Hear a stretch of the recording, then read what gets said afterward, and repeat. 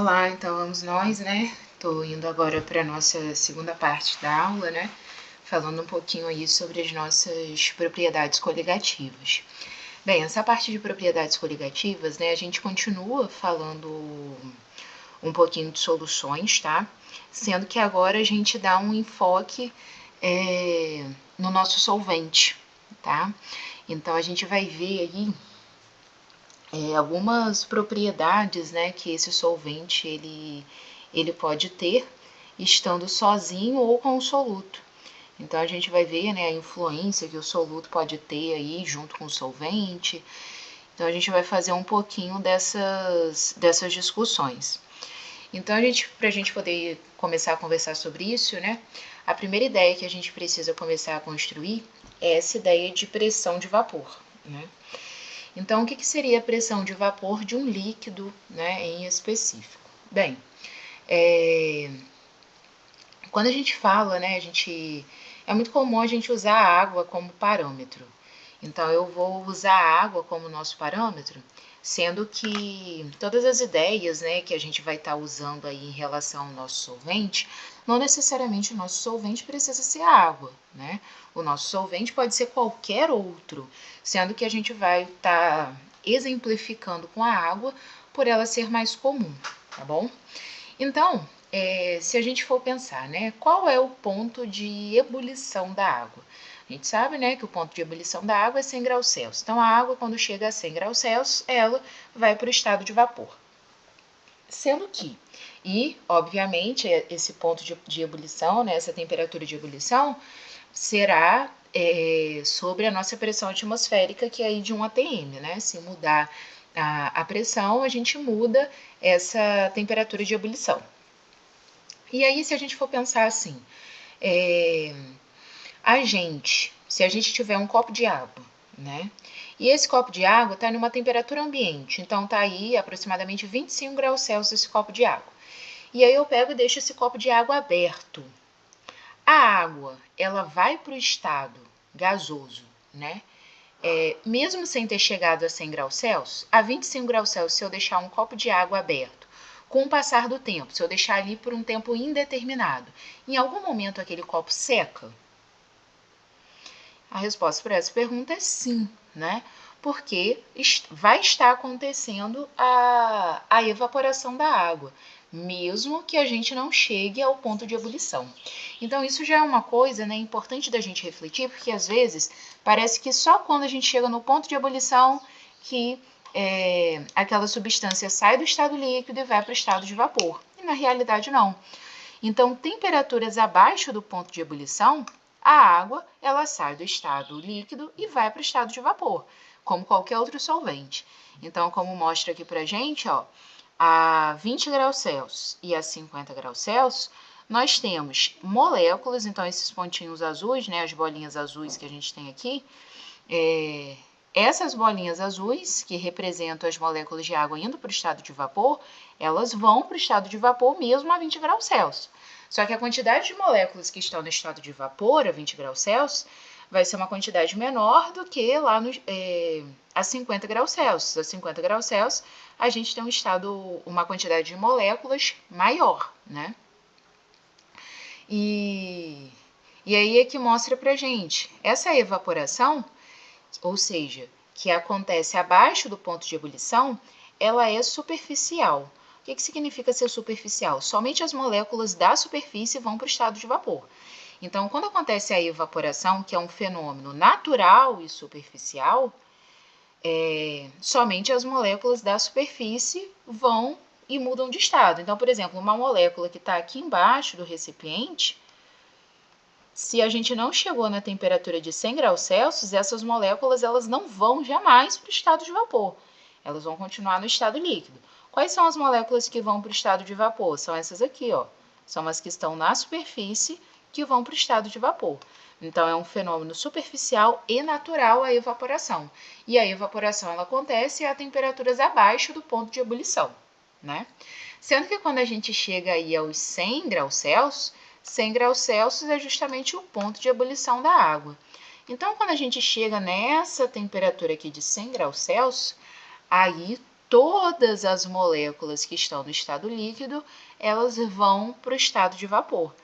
E a temperatura, ela se mantém constante em 100 graus Celsius até que tudo isso aconteça, até que todo líquido se transforme em vapor. Então, agora, quando a gente chega no ponto de ebulição, então começa a acontecer a ebulição, esse processo deixa de ser superficial, ele passa a ser completo no sistema como um todo. Então, por isso que mostra ali com todas as moléculas, tá? E aí a gente pode pensar o seguinte: quanto maior a temperatura, maior o número de moléculas no estado de vapor, certo? Então, quanto mais eu aumentar a temperatura, mais as moléculas saem do estado líquido e vão para o estado de vapor. A gente consegue o rompimento ali das forças intermoleculares, tá? E aí, né, o que é essa pressão de vapor de um líquido, né? O que é essa pressão de vapor? A pressão de vapor é literalmente a pressão que os vapores vão exercer sobre o líquido. Então, por exemplo, nesse primeiro caso que a gente está aqui a 20 graus Celsius, nós temos essas moléculas aqui de azul que estão no estado de vapor, e essas moléculas que estão no estado de vapor que ficam sobre o líquido, essas moléculas de água vão exercer uma pressão sobre esse líquido. Da mesma forma que a 50 graus Celsius, as moléculas que estão no estado de vapor exercem uma pressão sobre esse líquido, e aqui também, a 100 graus Celsius, as moléculas que estão no estado de vapor exercem uma pressão sobre esse líquido. A diferença que a gente tem nisso é o seguinte: onde eu tenho mais moléculas no estado de vapor, consequentemente, nós vamos ter uma maior pressão de vapor. Então, eu posso dizer que a 100 graus Celsius eu tenho uma pressão de vapor maior do que a 50, que é maior do que a 20 graus Celsius. Então, a gente pode afirmar, né, se a gente for concluir essa afirmação aqui, a gente pode dizer que quanto maior a temperatura,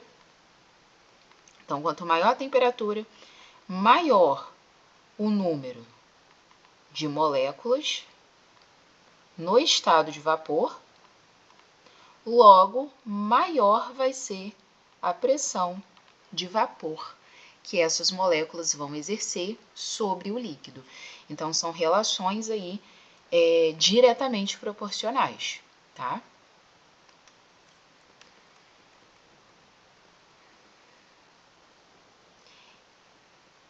E aí, né, aqui mostra pra gente, fala, né, em uma dada temperatura T, algumas moléculas que se encontram na superfície do líquido contêm energia suficiente para romper a tensão superficial do líquido e passam para o estado de vapor.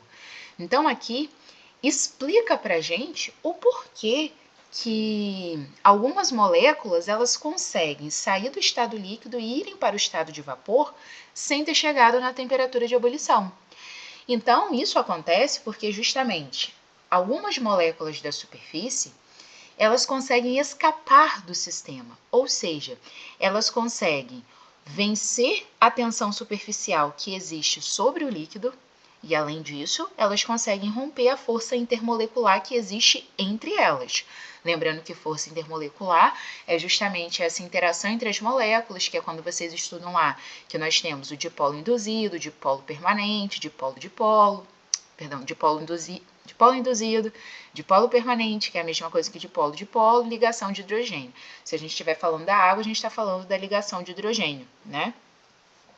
Então, existem aí dois processos que acontecem para a molécula conseguir sair do estado líquido e para o estado de vapor. Então, é romper a força intermolecular que existe entre elas e vencer a tensão superficial que existe no líquido. O que é essa tensão superficial? Aí, por isso que mostra esse desenhozinho, né? O mosquitinho em cima da água. Aí, a gente vê ali, né, como se fosse uma cama elástica, né, para o mosquitinho. Ele não afunda, ele consegue ficar sobre a água, não é?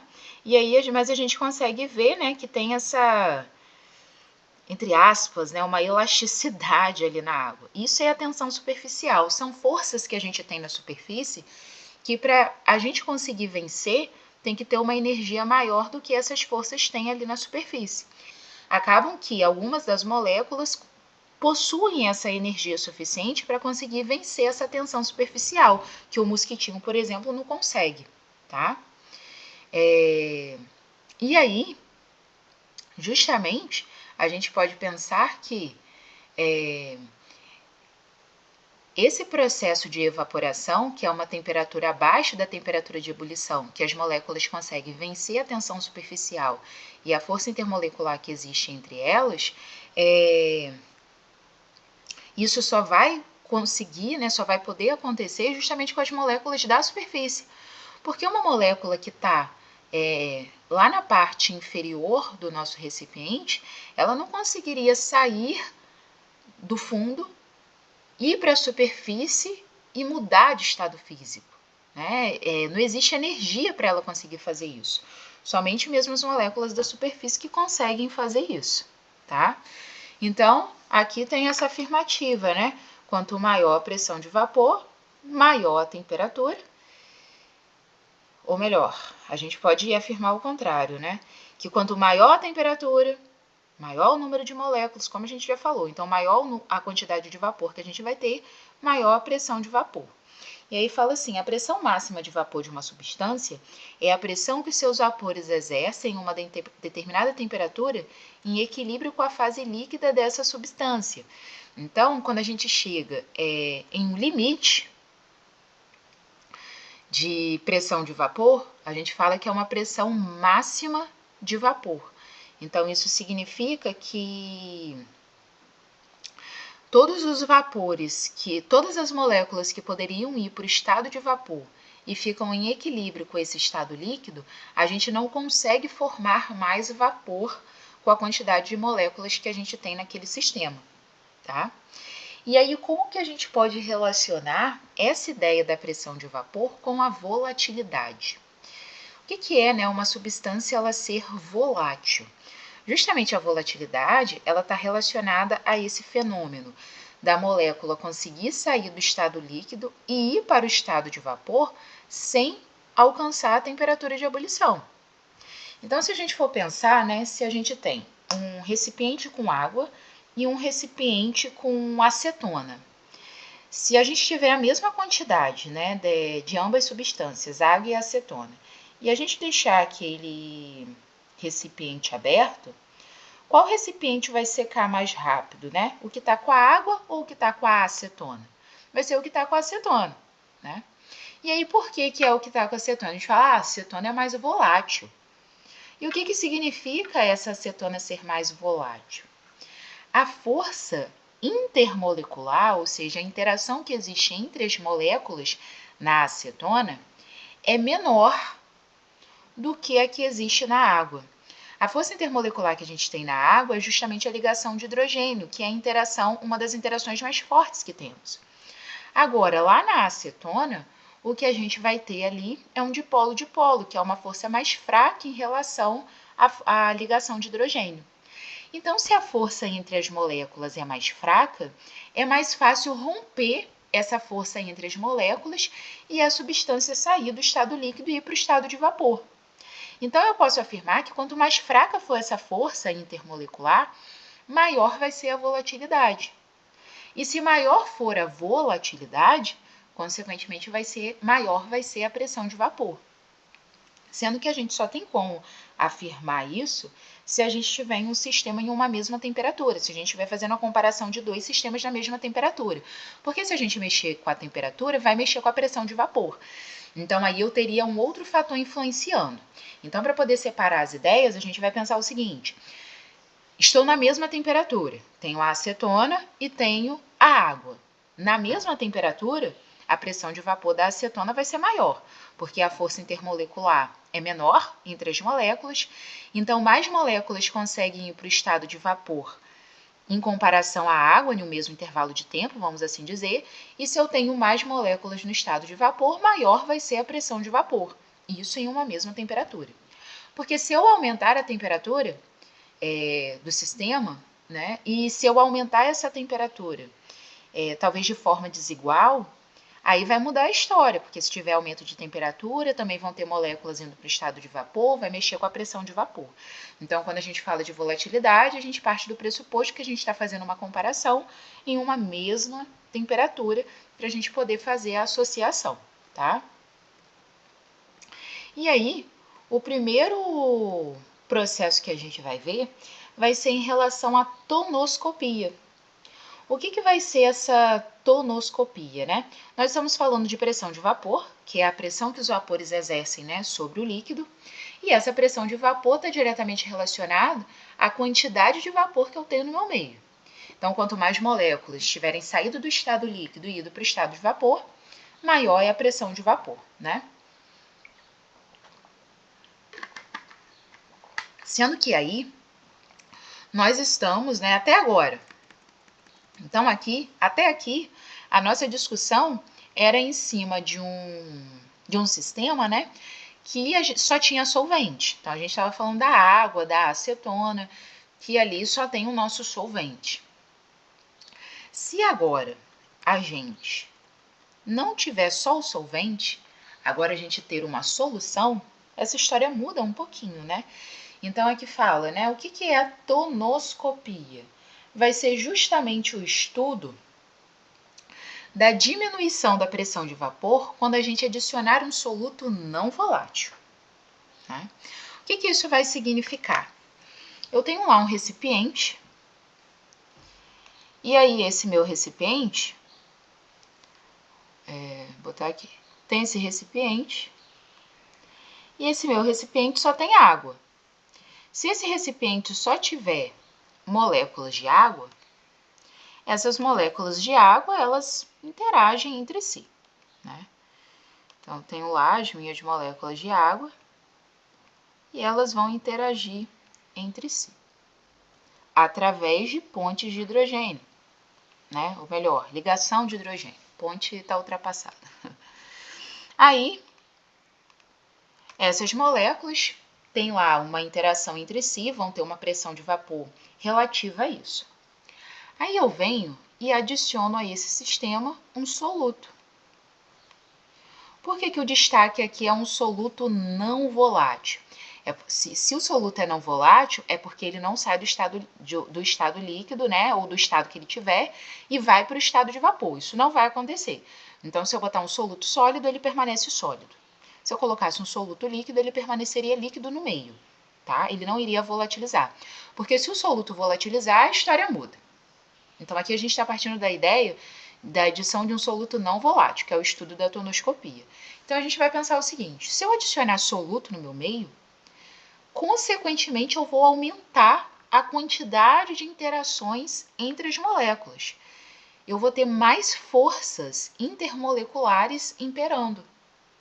Então, antes, se eu tinha só forças intermoleculares entre as moléculas de água, que a gente tinha que romper, que as moléculas superficiais rompem e vão para o estado de vapor, agora, além delas vencerem a força intermolecular entre as moléculas de água, tem as forças intermoleculares entre as moléculas de água e as moléculas de soluto.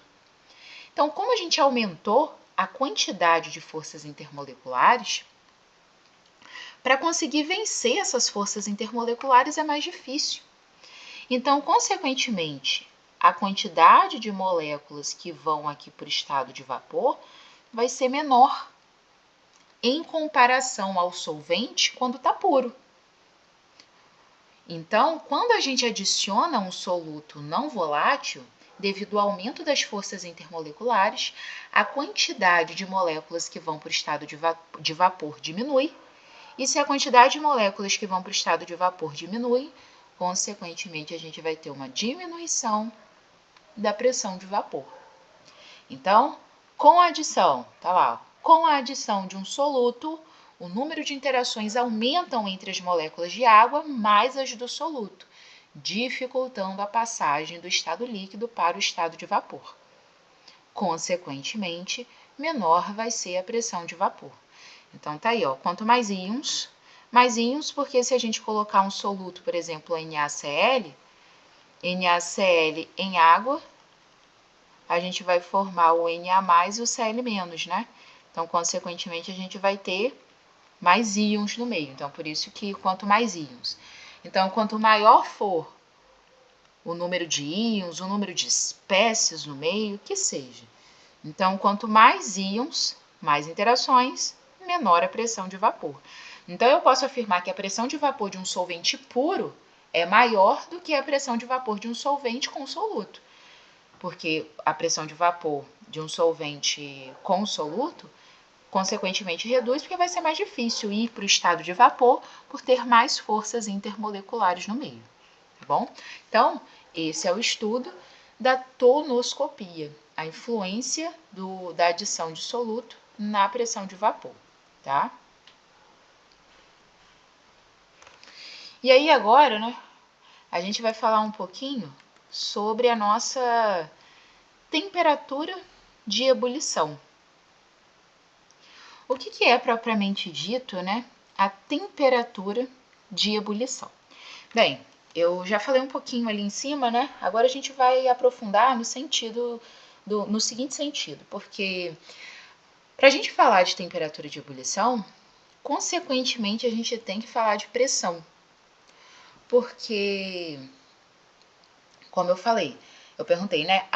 Qual é o ponto de ebulição da água? O ponto de ebulição da água, 100 graus Celsius. Mas o ponto de ebulição da água só é 100 graus Celsius se a gente estiver sob uma pressão de 1 atm.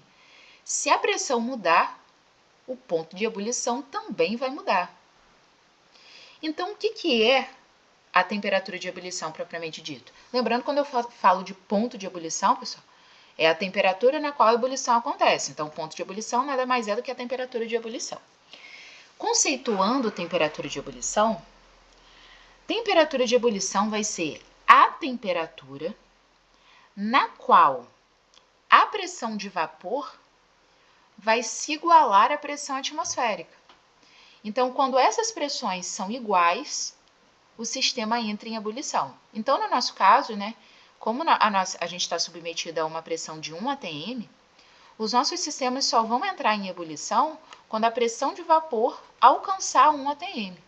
No caso da água, esse fenômeno acontece quando ela alcança 100 graus Celsius. Então, isso é a temperatura de ebulição.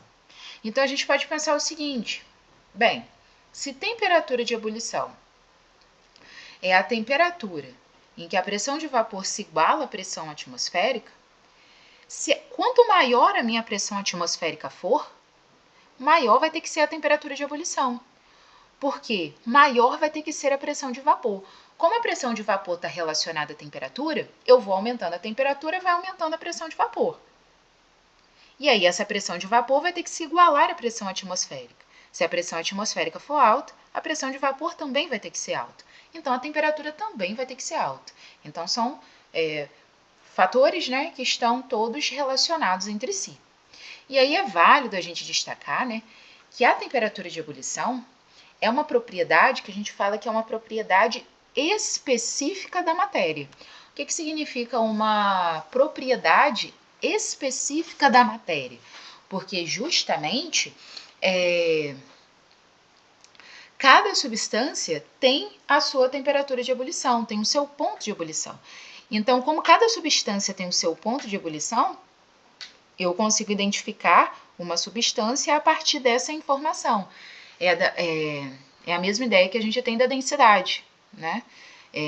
Cada substância tem a sua densidade. Se eu sei a densidade, eu consigo identificar a substância, tá bom?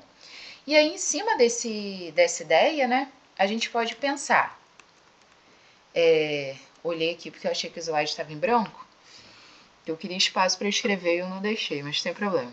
Tá assim, ó. Onde a água ferve mais rápido? Quando fala água ferve mais rápido, é justamente onde alcança, né, o ponto de ebulição mais rápido. Aqui ou no alto do morro? Então, aqui ou no alto do morro que a gente vai ter a água fervendo mais rápido.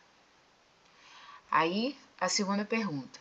Por que no alto do morro o cozimento é mais lento? Já estou afirmando que no alto do morro o cozimento é mais lento, mas por quê? Né? São duas discussões bem interessantes. Tem aqui.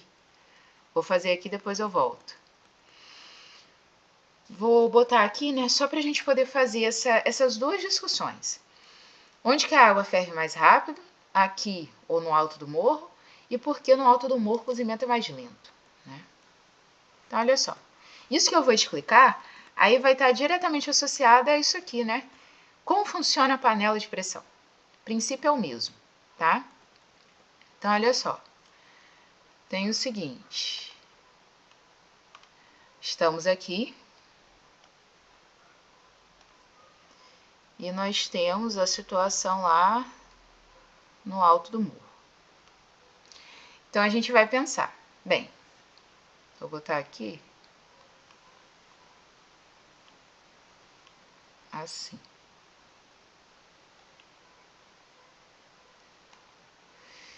Estamos aqui a 1 atm. Então, aqui estamos a 1 atm. Qual é a pressão que a gente vai ter no alto do morro? Relativa, né? Depende do tamanho do morro. Então, aqui, 1 atm. Agora, lá no alto do morro, não tem como saber. Na verdade, tem, né? Só que a gente teria que medir. Em um exemplo como esse, não tem como afirmar, né? A pergunta é, que morro é? Mas a gente pode afirmar uma coisa. No alto do morro, a pressão é maior ou menor, né? Para a gente pensar isso, a pressão está diretamente associada, né, quando a gente fala aí de pressão atmosférica, à camada de ar que aquele meio está submetido. Aonde estamos, a camada de ar na qual a gente está submetido é maior do que no alto do morro. Então, no alto do morro, a pressão atmosférica é menor. Então, hipoteticamente, tá? Estou falando que aqui no alto do morro, a gente tem uma pressão de 0,7 atm. Supondo, tá? Só posso afirmar que a pressão é menor no alto do morro. E aí, o que vai acontecer? Vamos pensar o seguinte. Nós temos... Vamos começar a 0 graus Celsius. 0 graus Celsius, 0 graus Celsius. Aqui no alto do morro, tá? A primeira discussão que eu tô fazendo aqui é essa, ó. Onde a água ferve mais rápido, aqui ou no alto do morro, tá? Então, eu vou pensar assim. 0 graus Celsius, ok. Aí, né, eu tenho uma panelinha aqui, né? Tem uma panelinha aqui embaixo. E eu tenho uma panelinha aqui em cima também.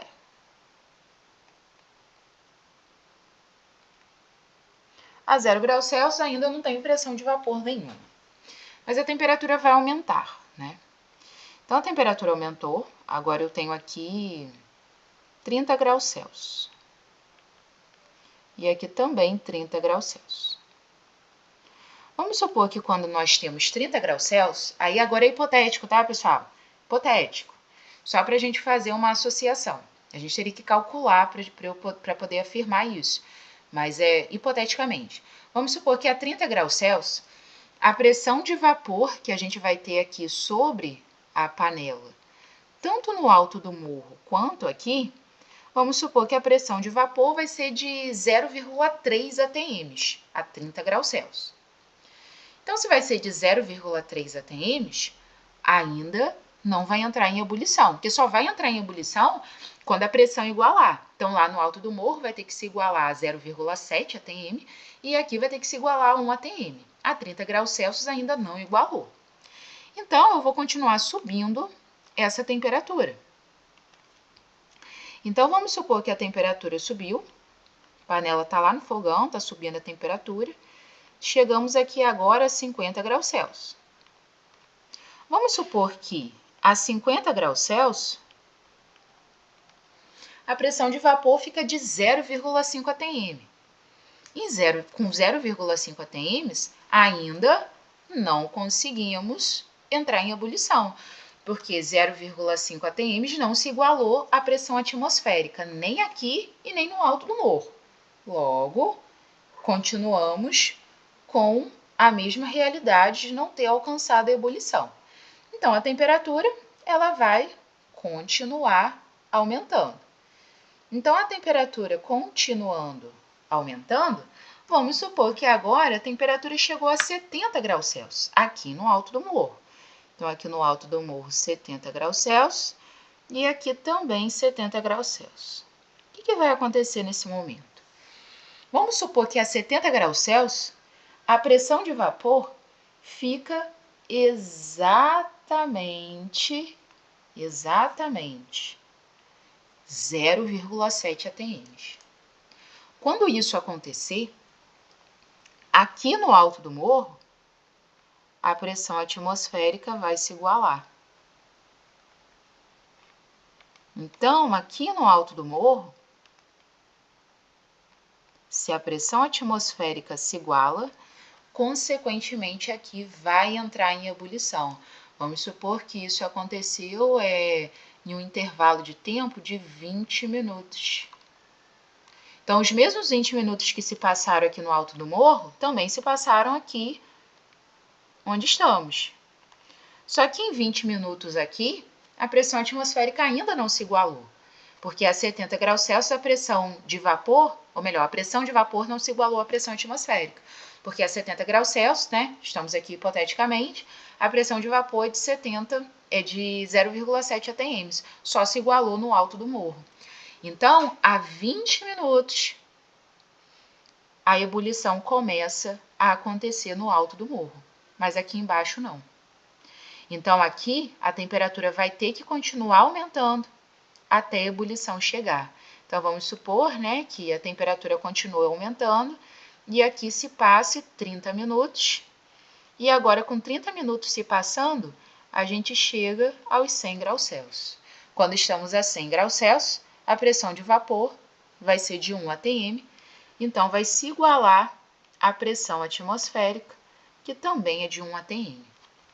Então, aqui, a pressão atmosférica se iguala à pressão de vapor.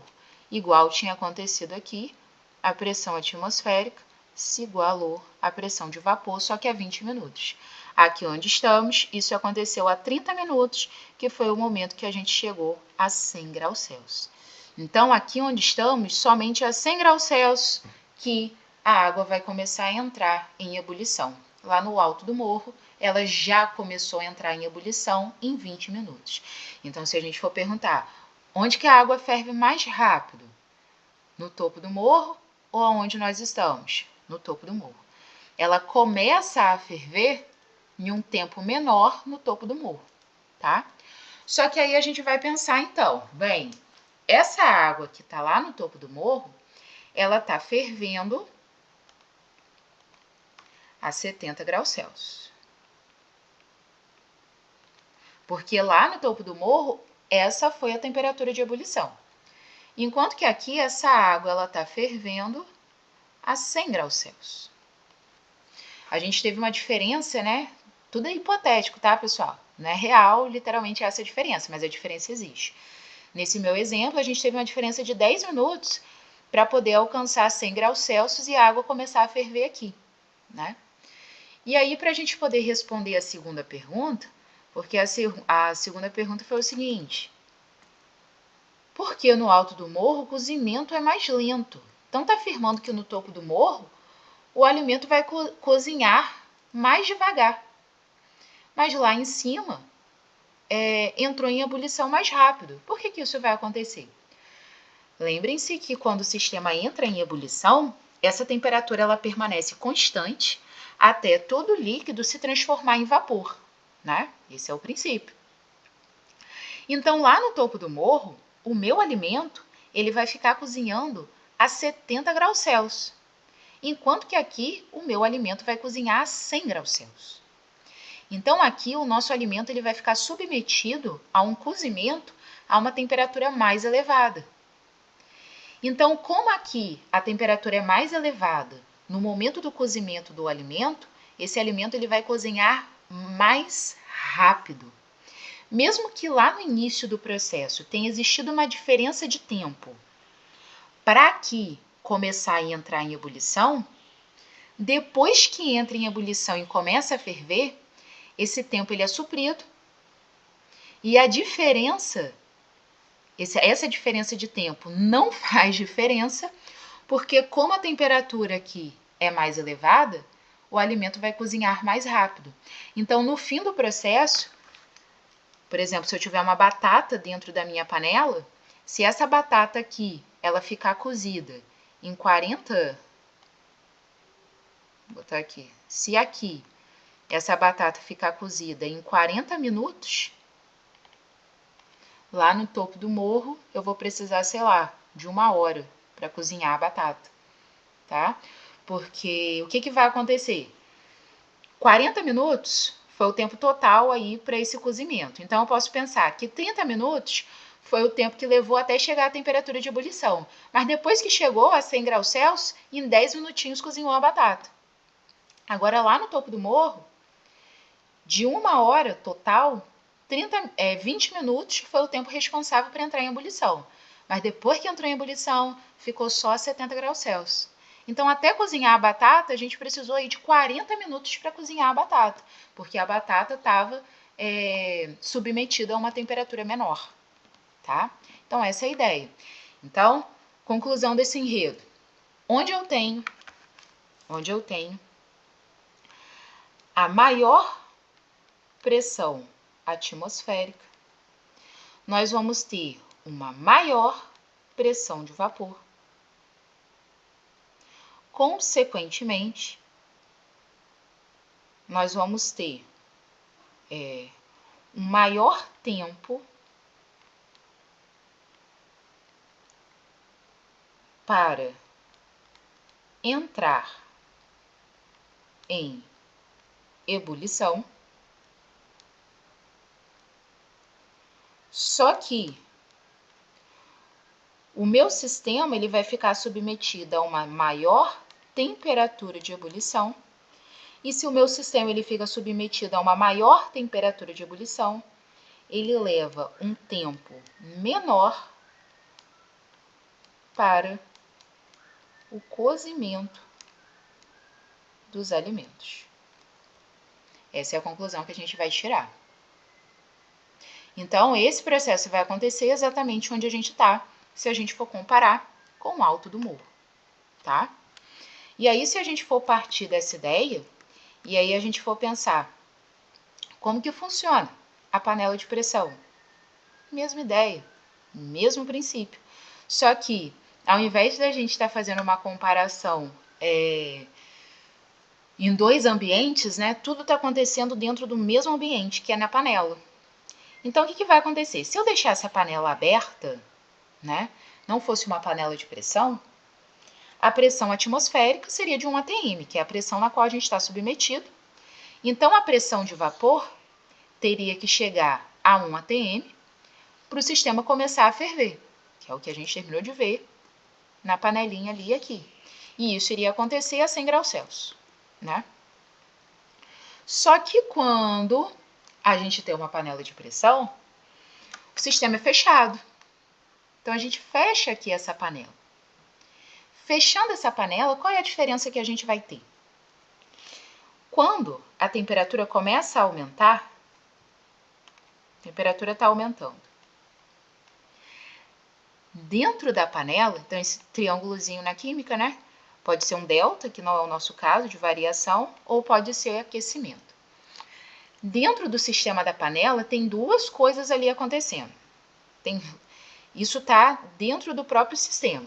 Então, nessa região aqui da panela, eu tenho os vapores, que vão exercer uma pressão de vapor, e eu tenho, acima dos vapores que está vindo da água, né, que são as moléculas de água saindo do estado líquido e indo para o estado de vapor, nós temos, na parte superior, as moléculas de ar, que ficaram ali dentro da panela.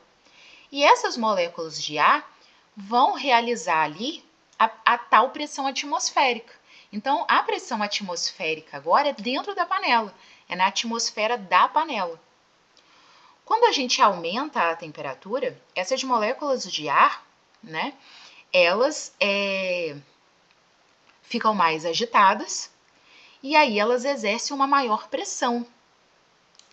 Então, a pressão que a gente tem aqui, ó, realizada por essas moléculas, que agora é a minha pressão atmosférica, porque o sistema está fechado, essa minha pressão atmosférica dentro da panela é maior que 1 atm. Consegue ser maior do que a pressão atmosférica que a gente está submetido. Então, a pressão atmosférica de dentro da panela é maior que 1 atm. Essa pressão atmosférica de dentro da panela pode chegar até 2 atms, tá? E aí, o que vai acontecer? Quando o meu sistema entra em ebulição, então eu vou aumentando a temperatura, aumentando. Mas aí, o que vai acontecer? Para entrar em ebulição, a pressão de vapor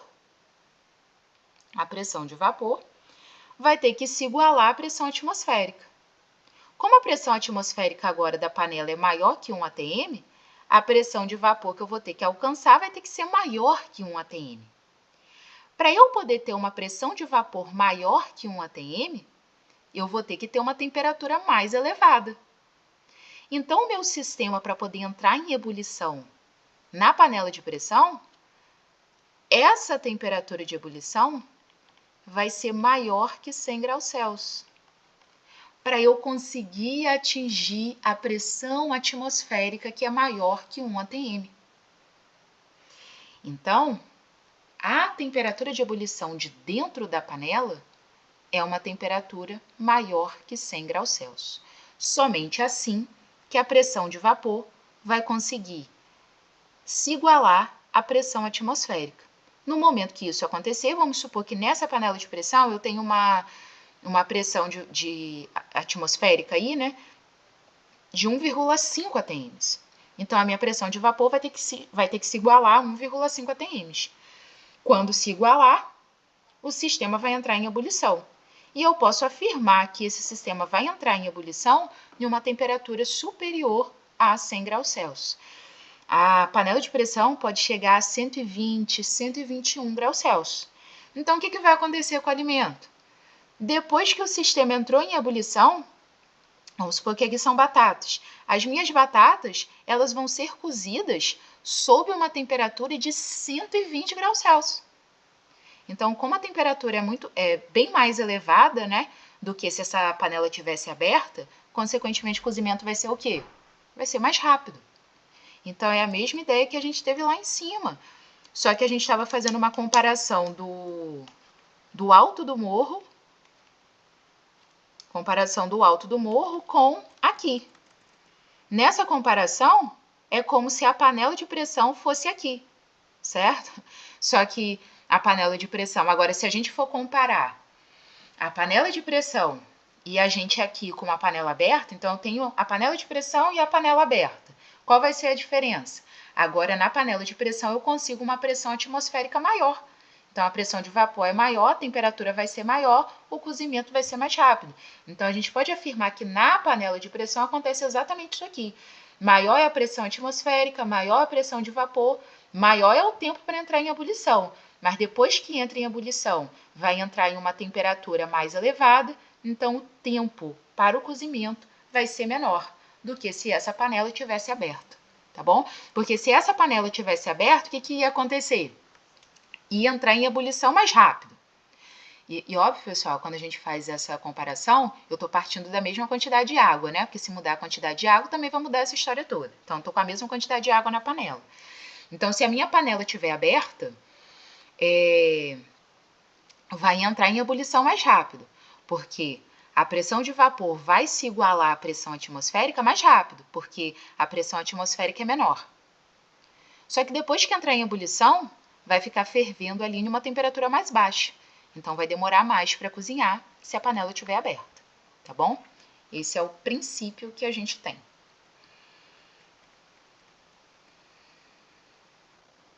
E aí, né, a gente entra aí nessa ideia da nossa ebulioscopia. Aqui é a temperatura de congelamento, então, peraí. Então, a gente vai entrar aí na nossa ebulioscopia.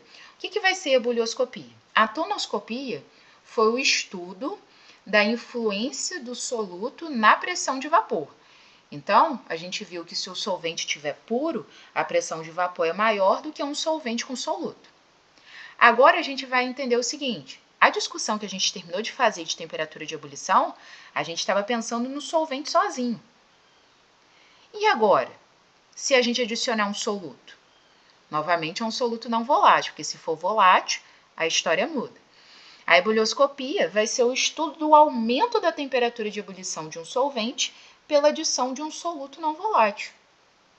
A gente vai juntar os raciocínios quando a gente viu a tonoscopia. Porque olha só, quando eu tenho a tonoscopia, a gente viu que se eu tenho soluto no meu meio, eu vou ter mais interações entre as moléculas e vai ser mais difícil ir para o estado de vapor.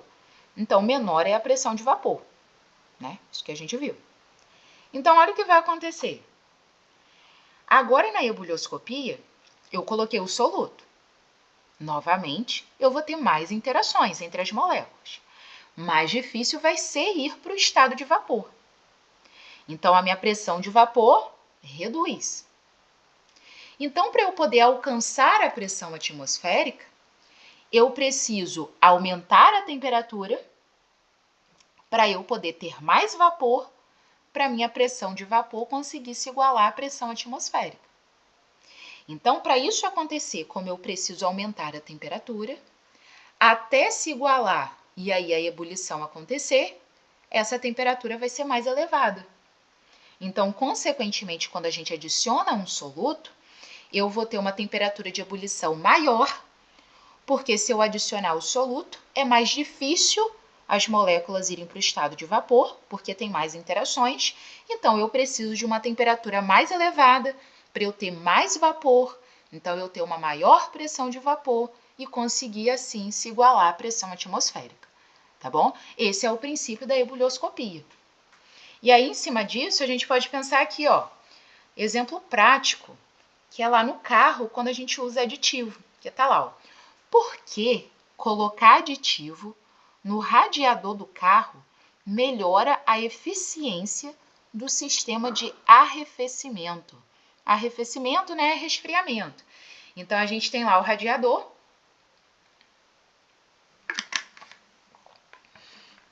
O radiador, justamente, precisa ter água, né? Normalmente a gente bota água no radiador, porque o motor esquenta. E aí a gente tem uma temperatura limite aí para o carro chegar, né? Porque se o motor esquentar muito, a gente pode ir lá, o famoso bater o motor, né? Pode prejudicar o cabeçote, enfim, né? Os problemas lá que o carro pode ter.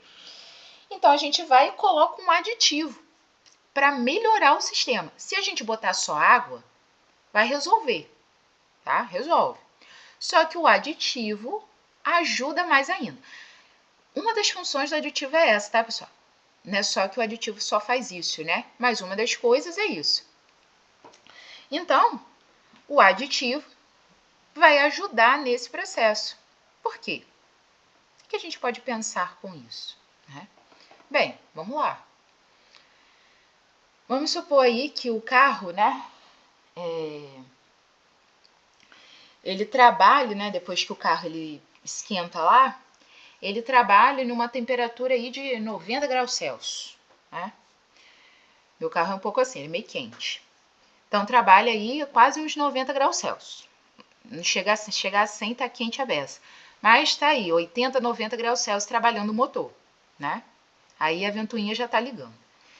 E aí, se a gente só tem água no nosso radiador, pensem só, a água entra em ebulição a 100 graus Celsius. Se o carro ele chegar a 100 graus Celsius, o motor chegar a 100 graus Celsius, a água vai começar a ferver lá no radiador, né? Então, a água ferve lá no radiador. Então, o ideal é o quê? Ficar vigiando a temperatura para não chegar nesse 100, para evitar que a água ferva. Por que evitar que a água ferva? Porque se a água ferver, ela vai começar a sair do estado líquido e para o estado de vapor e o radiador pode secar. E aí, né? Só problema. A gente bota o aditivo. O aditivo vai funcionar como o que nesse processo? Como um soluto não volátil. Então, esse aditivo, ele fica ali. E aí, quando a gente adicionar esse soluto não volátil, vai aumentar as interações entre as moléculas. E o que vai acontecer com a temperatura de ebulição? vai aumentar. Então, se antes a água sozinha ela entra em ebulição a 100 graus Celsius, com o aditivo, esse sistema vai entrar em ebulição em uma temperatura maior que 100 graus Celsius. Então, mesmo que o meu carro esquente muito e o motor chegue a 100, aquele sistema não vai ferver, certo? Não ferve, porque a temperatura de ebulição aumentou. Então, consequentemente, a gente melhora a eficiência, porque a gente aumenta a margem, né, de temperatura que o motor pode chegar e o sistema não entrar em ebulição, tá? Então, a ideia aí da gente colocar o aditivo no radiador seria isso, tá bom? Agora, discutimos temperatura de ebulição, então a gente vê a tonoscopia, temperatura de ebulição e a ebulioscopia. Agora a gente vê a temperatura de congelamento, a crioscopia e tem um pouquinho de pressão osmótica. Então, vamos lá. Eu acho que eu vou fazer o seguinte, porque por causa do tempo da aula eu só consigo gravar 1 hora. Eu vou fechar essa aula aqui, que a gente está com 50 minutos de aula, tá? Aí eu vou abrir outra para a gente poder fechar aí, falando de temperatura de congelamento e a pressão osmótica, tá bom?